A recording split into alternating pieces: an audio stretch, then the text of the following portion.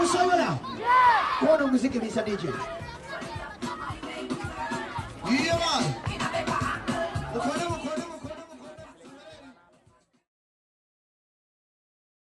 How long have you been living in Africa? I've been living in Africa for usually 6 months each year for about 6 years, and specifically in Uganda and a lot of time in Rwanda. How did you get involved in the AIDS controversy? I came across a book called World Without AIDS, written by Stephen Ransom and Philip Day, British authors. And initially I had ordered this book on the internet, and when it arrived I read the back page, and the implication of that information in my interpretation was that AIDS doesn't exist. That was my interpretation, and I thought that was ridiculous. So, but I'd ordered the book and even paid £15 for it, and now I wasn't prepared to read it. I discarded it on a shelf for several months, about 9 months, if not a year.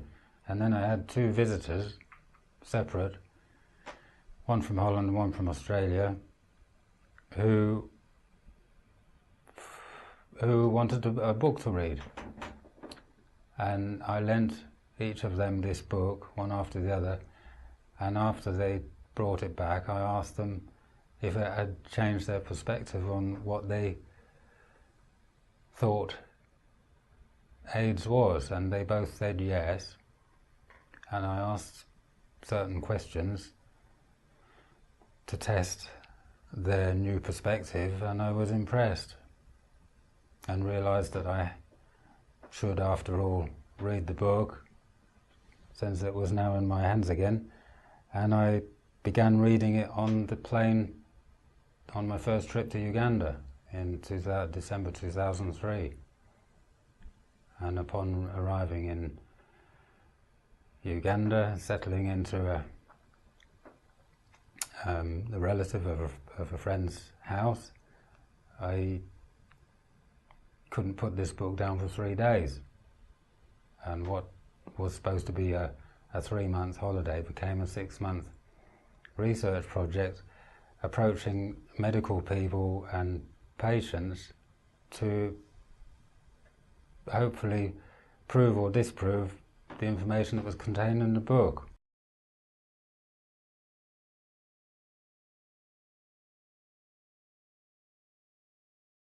Fear, death and trauma. And these are given out to school children? Yeah, like primary 5, 6. The messages are indicative of what's on the cover. Lots of fear, death, sickness, dying. This is all propaganda aimed at primary school children on the basis that the syndrome referred to as AIDS is caused by a virus that's supposed to be sexually transmitted, and yet these children are supposedly not going to be sexually active for up to a decade. And this is information, or misinformation if you like, that's being disseminated around the country. And who pays for the books? The information's endorsed by UNAIDS.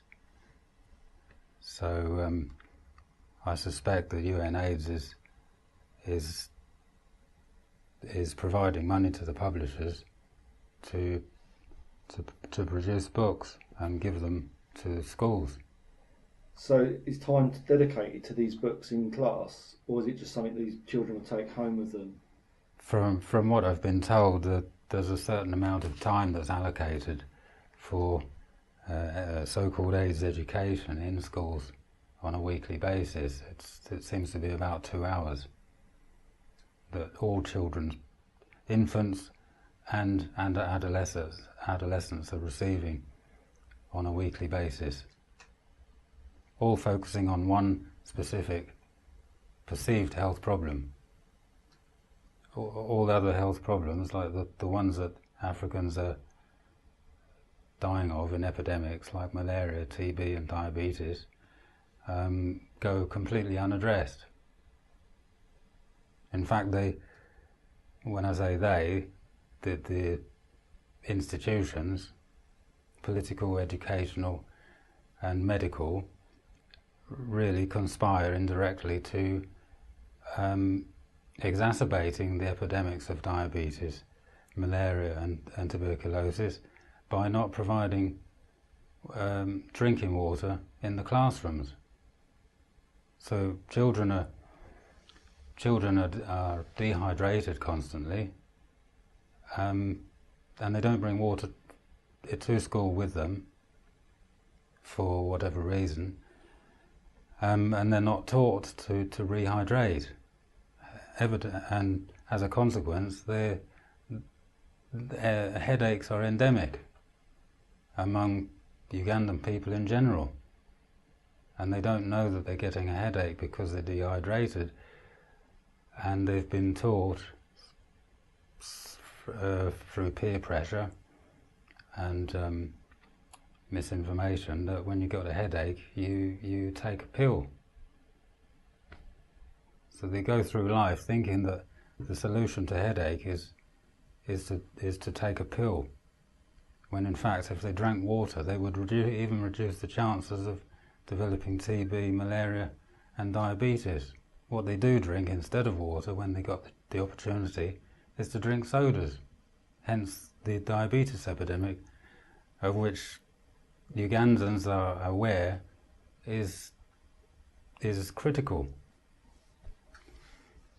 But there's no education about that, even for the ones who are eventually diagnosed with diabetes. Is diabetes a big problem in Africa as well then? It's a huge problem, and the more so-called educated people are in society, the more susceptible they are to drinking sodas unwittingly, causing the diabetes epidemic. How many more videos have you made like the Mild May? About 60, perhaps 80. Can you tell us a little bit about any that stick in your mind? Yeah, there are several poignant revelations that come out from the interviewees' mouths. Anomalies which they've been aware of themselves and never really had addressed. There's one young man in particular who I knew for 3 years before he told me that he himself had not just been diagnosed with so-called AIDS, but had even been taking antiretrovirals for a number of years. Even though we would have conversations about junk science of AIDS, he had kept it a secret from me for whatever reason, that he himself was a victim.